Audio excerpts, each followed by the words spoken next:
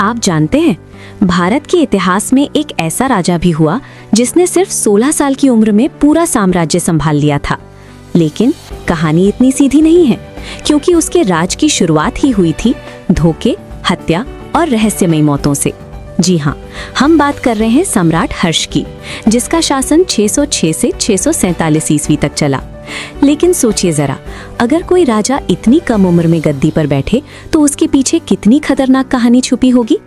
असल में हर्ष के बड़े भाई राज्यवर्धन पहले राजा थे, लेकिन अचानक एक दुश्मन राजा ने धोखे से उनकी हत्या कर दी और उसी समय हर्ष की बहन राजश्री को भी कैद कर लिया गया। अब जरा सोचिए, 16 साल का एक लड़का जिसका भाई मारा गया हो और बहन दुश्मनों की कैद में हो, ऐसे में वो क्या करेगा। यही हुआ हर्ष के साथ। कहते हैं हर्ष ने कसम खाई थी कि जब तक अपनी बहन को बचा नहीं लेंगे और दुश्मनों से बदला नहीं ले लेंगे, तब तक चैन से नहीं बैठेंगे। फिर क्या हुआ? हर्ष ने सेना इकट्ठा की और दुश्मनों के खिलाफ युद्ध शुरू कर दिया। धीरे धीरे उन्होंने पूरे उत्तर भारत पर अपना राज स्थापित कर लिया। लेकिन हर्ष सिर्फ योद्धा नहीं थे। वैसे एक अजीब बात भी है। कहा जाता है कि हर्ष को धर्म और दान में बहुत रुचि थी। वो हर 5 साल में एक बड़ा समारोह करते थे, जिसमें अपनी सारी दौलत गरीबों को दे देते थे। सोचिए जरा, एक सम्राट जो अपना खजाना तक बांट देता हो। अजीब लगता है ना? लेकिन कहानी यहाँ खत्म नहीं होती।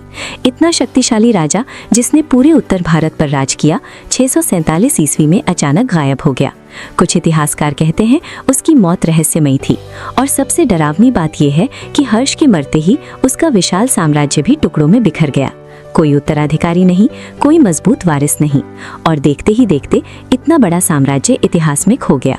तो सोचिए, क्या हर्ष का अंत सच में सामान्य था या उसके पीछे भी कोई राजनीतिक साजिश छुपी थी?